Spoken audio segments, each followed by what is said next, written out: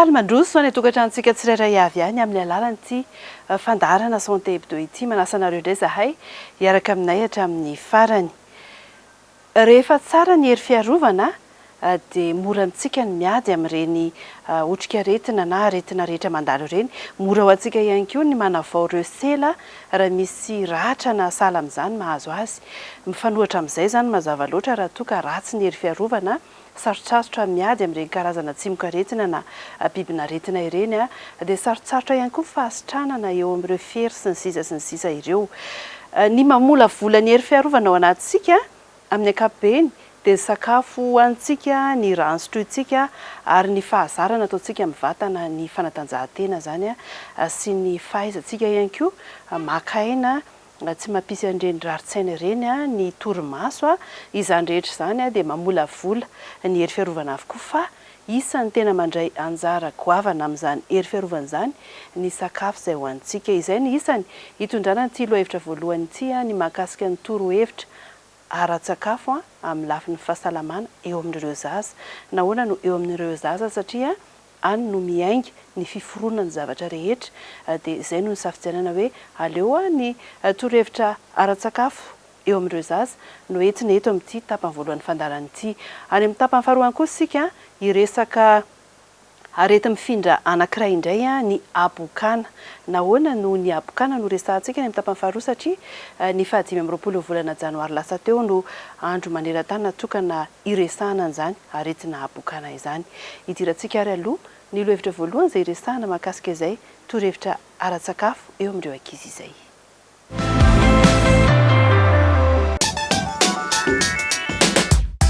Sakafo manaraka kalitao. Misy ireo filana fototra rehetra ilain'ny zaza sy manaraka ny fatra antonona amin'ny apetsany no antsoina hoe sakafo ara-pahasalamana raha faritana tsotra. Ny sakafo manana kalitao indray kosa dia sakafo mitondra ny hery fiarovana, hery fiasana ary hery fanorenana. Voalohany aloha ny amin'ny resaka kalitao. Ny sakafo dia tokony misy ny karazany rehetra. Ny sakafo fototra dia tokony misy ny sakafo izay mitondra ny hery fiasana. Dia misy sakafo izay mitondra ny hery fanorenana, dia misy ny sakafo izay mitondra ny hery fiarovana. Ny sakafo izay misy ny hery fiasana dia ireo zavatra rehetrarehetra izay mitondra ny siramamy amin'ny ankapobeny. Vary, ny ovy, ny vokatra avy amin'ny lafarinina, ny hanin-kotrana sy ny sisa. Ny sakafo mitondra hery fanorenana indray dia ireo sakafo izay misy ny protéine. Izany hoe ny hena, ny atody, ny trondro, ny voamaina sy izay zavatra misy protéine rehetrarehetra. Ary ny zavatra mitondra ny hery fiarovana, mitondra ireo singa madinika na oligo-éléments sy micronutriments, ny vitamine isan-karazany, dia ny voankazo, ny légumes isan-karazany amin'ny karazany rehetrarehetra zany. Ireo rehetrarehetra ireo mitambatra no manome ny kalitao. Ny resaka fatra indray dia miovaova arakaraka ny taonany zaza izy io, fa mila apetraka tsara fotsiny hoe amin'ny antonony ny fatra izay tokony hoan'ilay zaza. Ohatra hoe raha zaza enim-bolana zao tsy andeha hihinana vary avy be izy ohatra, fa mifanaraka amin'ny petit pot-ny ny fatran'ny sakafo hoaniny. Ary raha ohatra hoe zaza lehibe efa 3 taona dia tsy hoe zavatra kely iray vilia baolina kely sy no hoaniny, fa ohatra hoe efa ao anaty vilia kely dia lehibe araka ny taonany ankizy ny fatra hoaniny. Raha ohatra be loatra ilay sakafo hoan'ilay zaza dia mety hiteraka fahatavizana be loatra indray tsinay. Manomboka eo amin'ny faha-enim-bolan'ny zaza, izany hoe amin'ny fotoana ampidirana ny sakafo dia efa tokony ampidirina avokoa ireo otrikaina rehetra ilaina ireo, ny hery fiarovana, ny hery fiasana ary ny hery fanorenana. Tena zava-dehibe ny fanaraha-maso ny toe-pahasalaman'ny zaza mandritra io fotoana izay anombohana ny fampidirana sakafo io. Amin'ny ankapobeny ny sakafo izay tokony hoan'ny zaza dia anaky 5 eo foana. Izany hoe misakafo maraina izy dia mihinana goûter izy, dia misakafo atoandro dia mihinana goûter, dia misakafo hariva. Ny sakafo maraina, ny tena asan'ny sakafo maraina dia mitondra ny rano izay ilaina amin'ny vatana sy mitondra ny hery fiasana izay ilaina mandritra ny tapakandro maraina. Amin'ny ankapobeny ny sakafo atoandro no tena mitondra ny hery fanorenana rehetrarehetra. Izany hoe ny sakafo atoandro izany no tena mila matanjaka be amin'ny protéine, ny menaka sy ny sisa. Ny goûter anankiroa dia tokony mitondra ireo singa madinika izay tsy azony any anatin'ny sakafo lehibe anankitelo maraina, atoandro, hariva izany. Dia ny sakafo amin'ny hariva tokony mitondra ny ambiny singa izay tsy azony tamin'ny reste-ny journée rehetrarehetra sy entiny miatrika ny alina. Ny sakafo hariva tsy tokony hoe avesatra be hoe hisy hena be na hoe hisy menaka be na ohatran'izany, fa tokony mitondra ny hery izay ilaina entiny miatrika ny alina sy mameno izay singa tsy ampy nandritra ny tontolo andro. Sakafo maro loko miovaova no tokony omenany zaza araka izany. Ny hoe maro loko dia misy ireo singa rehetra ilaina toy ny vitamine, fer, zinc, calcium. Ireo sakafo izay ahitana fer dia ny voamaina, ny atikena, ny zava-maitso toy ny épinard, ny karazan-kena mena. Ireo sakafo izay ahitana zinc kosa indray dia ny vokatra avy amin'ny ranomasina, ny crustacés isan-karazany toy ny crabe, crevette, ny huître ihany koa dia manan-karena zinc, ny voamaina, ny chocolat. Ireo sakafo izay betsaka vitamine A kosa indray dia ireo sakafo miloko mavo toy ny karaoty, ny manga, ny voatavo, ny atikena ihany koa dia misy vitamine A, ny poivron mena, ny voatabia. Ireo sakafo izay ahitana calcium indray dia ny vokatra avy amin'ny ronono, ny yaourt, ny fromage, ny voamaina isan-karazany ihany koa misy calcium ary ny anan-drano. Izany hoe mila tandremana tsara ny fahadiovana izany. Inona ny vokatry ny tsy fampian'ny fer? Raha ohatra ilay zazakely izany tsy dia ampy fer dia lasa misy fiantraikany amin'ny tsy fahampian-draha. Izany hoe lasa manao anémie. Dia ny anémie lasa misy fiantraikany amin'ny fitombon'ny zaza, amin'ny fitombon'ny fon'ny zaza, ny fahasalaman'ny fon'ny zaza sy ny fahasalaman'ny afikafiky ny zaza. Ny tsy fahampian'ny calcium indray dia misy fiantraikany amin'ny fitombon'ny taolana. Izany hoe lasa malemy ny taolana. Ary ny zazakely tsy ampy calcium ihany koa dia possible manao crampe matetika na spasme musculaire. Izany hoe lasa mihesikesika be ny tanana na ny tongotra. Ny tsy fahampian'ny vitamine A eo amin'ny zaza indray dia mety hitondra olana eo amin'ny fahitana, mety hitondra olana eo amin'ny hoditra na eo amin'ny volo na eo amin'ny hohon'ny zaza. Ny tsy fahampian'ny vitamine A ihany koa dia mitondra lesaka eo amin'ny hery fiarovana, izany hoe lasa tsy ampy hery fiarovana ilay zaza. Ny asan'ny zinc indray dia manatsara ireo resika rehetrarehetra, ny fanamboloana, ny fahitana, ny fahenoana, miaro ny sela amin'ny fahasimbana, izany hoe antioxydant izy ary manamafy ny hery fiarovana ihany koa. Afaka mihinana ireo karazan-tsakafo rehetra ny zaza manomboka eo amin'ny fahaheritaonany, ankoatra ireo sakafo mavesatra toy ny voankazo anala, tantely, ny sira be na siramamy be atao amin'ny fanampin-tsakafo.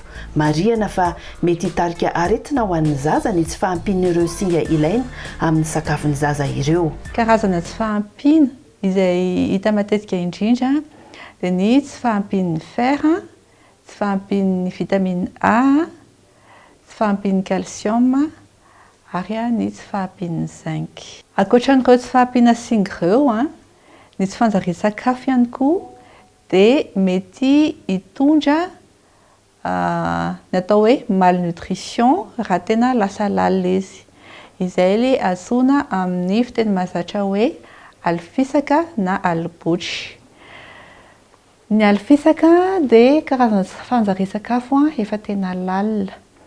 Izany hoe efa very be misy ny nofon'ilay zaza dia mihitsana ny volony, mena ny volony, lasa mikopakopaka ny hoditra, lasa miketriketrina izany.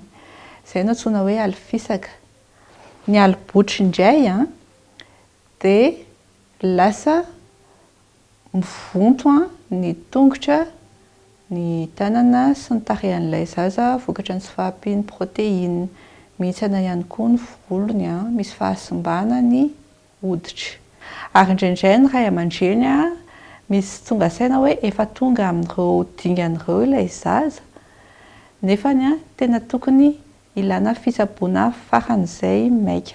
Izay indrindra no ilana ny fanaraha-maso azy akaiky mba anaovana ny fitsaboana sazy azy raha sendra mitranga izay zavatra izay. Izany hoe tsy atao ambany zavatra ny visite systématique eo amin'ny zaza indrindra mandritra ny herintaona voalohany. Amin'iny mantsy no ahitana raha sendra misy olana na sendra misy tsy fahampiana ka ahafahana manome fanafody raha ilaina mba tsy ho tratra ny tsy fanjarian-tsakafo ilay zazakely. Ny fanomezana fanafody toy ny fanampina vitamina na ny fanampina calcium dia tsara raha avy amin'ny prescription izy ataon'ny mpitsabo foana. Satria marina hoe mitondra soa ho an'ny zaza ny fanomezana ireny fanafody ireny, fa saingy raha mihoatra kosa nefa izy dia mety hitondra zavatra ratsy ho an'ny fahasalaman'ny zaza indray. Aleo manatina mpitsabo foana maka ny fanafody mifandraika amin'ny fahasalaman'ilay zazakely.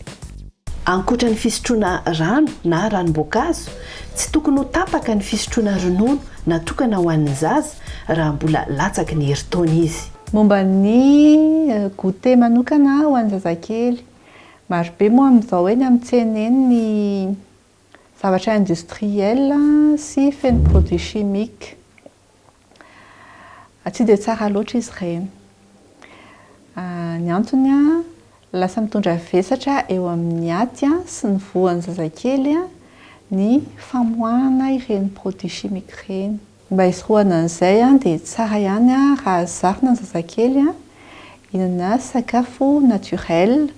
Raha ohatra hoe chips zao no chips industriel no saika omena azy dia aleo ohatra manome azy mofo misy zavatra ao anaty, ohatra misy beurre na misy fromage, na manome azy ihany koa zavatra karakaraina ao an-trano, ohatra hoe gâteau kely karakaraina ao an-trano na pizza kely karakaraina ao an-trano. Raha ohatra ilay zazakely tena tsy mety mihinana sakafo mihitsy dia mila fanitarina ilay antony mba tonga azy tsy mety mihinana. Raha ohatra tena mitoetra ilay sy faneken'ilay zaza hihinana an'ilay sakafo dia tsara angamba ny manatina mpitsabo ihany, satria mety misy zavatra mahazo azy ao, ohatra hoe mety misy aretina na inflammation any amin'ny aty vavany any, any amin'ny tendany any, na mety manao infection izy any anatin'ny vatany any izay mila fitsaboana mba hisorohana an'ilay hoe rehefa tonga amin'ilay hoe reraka loatra izy ka efa mila miditra hôpitaly ohatra, izay vao vita ilay fitsaboana. Raha misy zavatra mitranga toy izay dia aleo manatina mpitsabo zaza foana. Harena ny zanaka, ny fahasalamana ihany koa ny voalokarena antsika malagasy.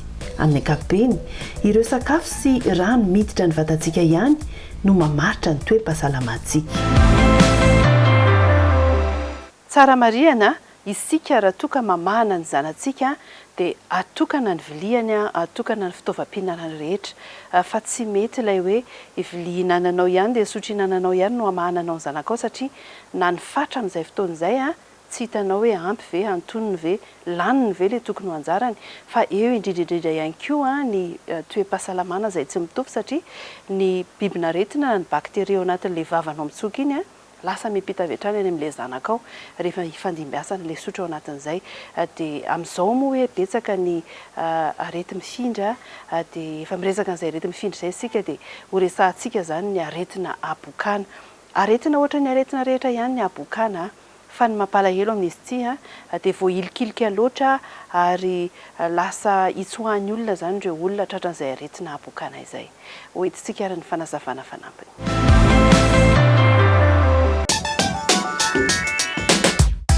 Firenena 20 maneran-tany no mbola ahitana ny aretina abokana. 3 amin'ireo firenen'ireo no tena mbola ambony ny tahan'ny olona tratrany aretina isan'izany i Madagasikara. Manodidina ny 2 hetsy isa-taona eo nisan'ny olona tratry ny aretina bokana.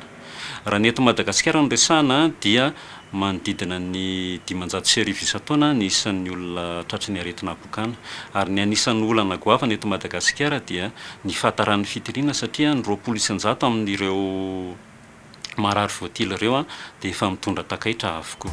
Aretina mahazo ny hoditra sy ny retsika azo avy amin'ilay otrika aretina antsoina hoe Microbacterium leprae na Bacille de Hansen ny abokana. Ny maso sy ny ratsambatana, izany hoe ny tanana sy ny tongotra no tena mitondra takaitra. Toy izao ny fisehon'ny aretina amin'ny ankapobeny. Ny voalohany dia misy ny fipoiran'ny tasy fotsifotsy na menamena eny amin'ny hoditra. Io tasy io dia somary dontodonto na tsy dia mahare tsara. Eo ihany koa ny fisian'ny vontsina izay mety hiseho eny amin'ny sofina, eny amin'ny tarehy, amin'ny tanana, eny mety amin'ny potra amin'ny vatana iray manontolo ihany koa. Dia mety ho volivoly, mety manakotsako ny tanana na ny tongotra. Mety hamalemy ihany koa ny hozatra ka lasa sahirana ny marary raha manetsika ny ratsan-tanana na ny ratsan-tongotra. Ary farany mety lasa marary na matevina ireo retsika. Ela ny fivoatry ny aretina abokana mety aharitra 10 ka hatramin'ny 20 taona vao miseho ireo soritra aretina ireo. Tamin'ny 12 taona aloha no nanomboka nisy tasy ny vatako dia niezaka nanantona mpitsabo tamin'izany zay mbola tany Tuléar no mipetraka dia natao daholo izao karazana traitement izao fa tsy afaka le tasy tamin'izay fotoana izay. Taty aoriana nanaiko hoe io zany le vatana fa feno tasy dia nanomboka tamin'ny 2024 amin'izay nanomboka niantsona reny tongotro akavanana dia teo nanomboka ny fisalasalana dia nanantona ny responsable ny lèpre eto Antananarivo tamin'izay dia nanomboka ny traitement avy eo. Tombohan'ny aretina tamin'ny voalohany zany ohatran'ny namory baikely ny tongotra dia noentina tena ny hôpitaly natao pansement moa zany dia mbola tsy sitrana. Andeha teny ihany ny taona no natao pansement teny foana. Andeha fotoana lavalava dia tamin'ny 2024 tao vao fantatra ilay aretina hoe aretina bokana ilay izy dia teo vao nanombona ny traitement. Ireo soritra aretin'ny aretina bokana izay nitanisantsika teo ambony teo raha toa ka tsy voatily raha toa ka tsy voatsabo ara-dalàna dia mety lasa miamiombo ka lasa hiteraka takaitra. Eny amin'ny maso ny aretina bokana dia mety hiteraka areti-maso isan-karazany izay raha mbola tsy voatsabo amin'ny fotoana io dia mety hitarika hatrany amin'ny fahatsambana. Eny amin'ny tanana sy eny amin'ny tongotra kosa dia mety lasa hikaingona ireo ratsan-tanana na ny ratsan-tongotra ary mety afara mety ho lasa mondro tanteraka raha ireo ratsan-tanana sy ratsan-tongotra ireo raha toa ka tsy voatsabo. Mety hiteraka fahalemena amin'ny ratsambatana ihany koa ny aretina bokana ary mety hisy fery na bay izay sarotra sitranina hipotra ihany koa ka vao mainka hiteraka takaitra ho an'ny marary. Tsy manaranaka ny aretina abokana fa kosa mifindra amin'ny alalan'ny pitidrora, mifindra amin'ny alalan'ny ranondelony ireo marary mbola tsy nahazo fitsaboana. Marihana nefa fa raha vatany vao mahazo fitsaboana ny marary dia tsy mifindra intsony izany. Nandidina ana rehetra rehefa nafantatra ilay izy lotsana ny likely satria nafantatra tsara hoe ilay aretina rehefa tsaboana dia tsy mamindra intsony. Aretina tsy manaranaka, tsy ozona ary tsy mosavy ny aretina bokana. Ireo marary izay efa nanomboka ny tsabo-tena ka mihinana fanafody dia tsy mamindra ny otrika aretina intsony. Noho izany ireo marary dia afaka miara-miaina, afaka mifanerasera amin'ny olona rehetrarehetra fa tsy mila toka-monina intsony tahaka an'izay nataontsika tany aloha tany. Ny olona izay mifanerasera akaiky tamin'ireo marary mbola tsy nitsabo-tena ihany no ahina mety hifindrany ny otrika aretina bokana.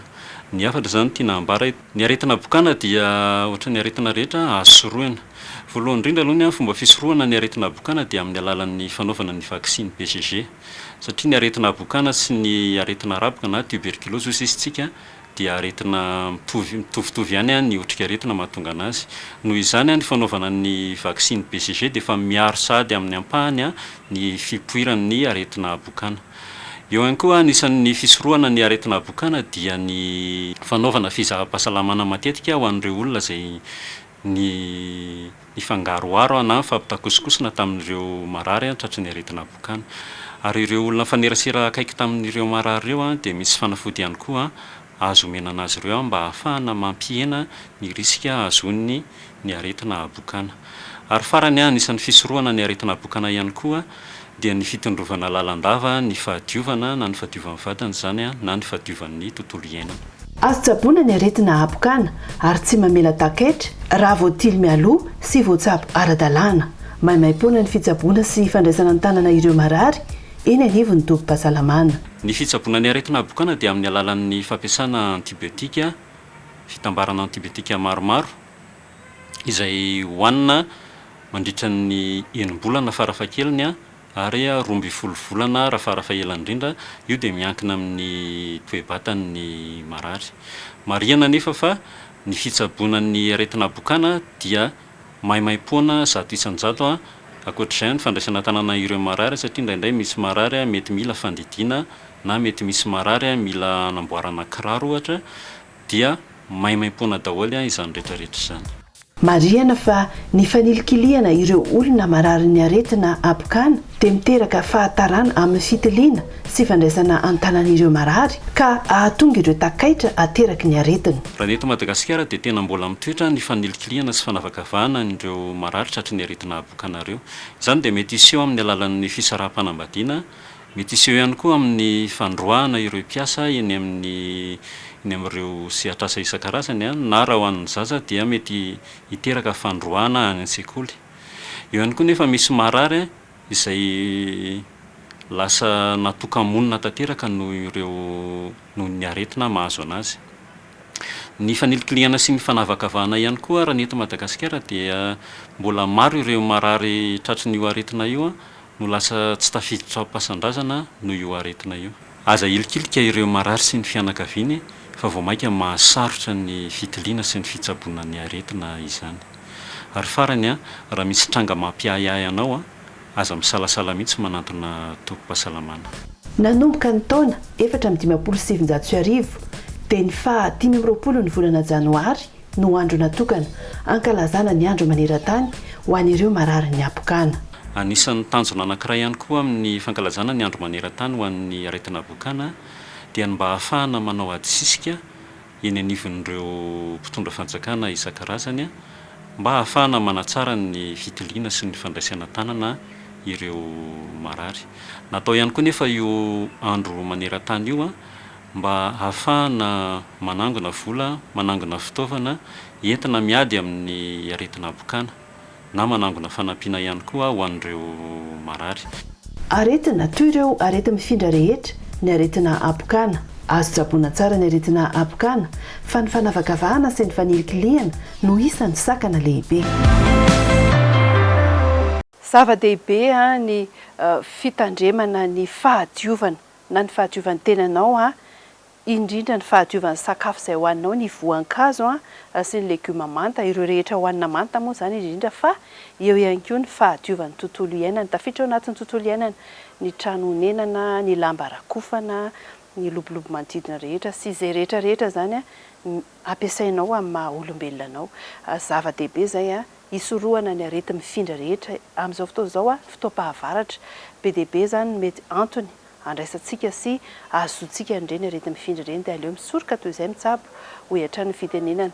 Ny fanaovana na ny fitondrana ny arovava-orona, ny fanasana tanana amin'ny savony sy ny rano, fampiasana ireny gel hydroalcoolique ireny raha mbola azo atao dia aleo atao foana ihany raha ohatra andeha amin'ny toerana mifamaofo sy mifamezivezy be ianao toy ny any anatin'ny fiara fitateram-bahoaka ohatra na eny an-tsena sy izay toerana rehetra ifaneraseranao amin'ny olona maro isan-karazany.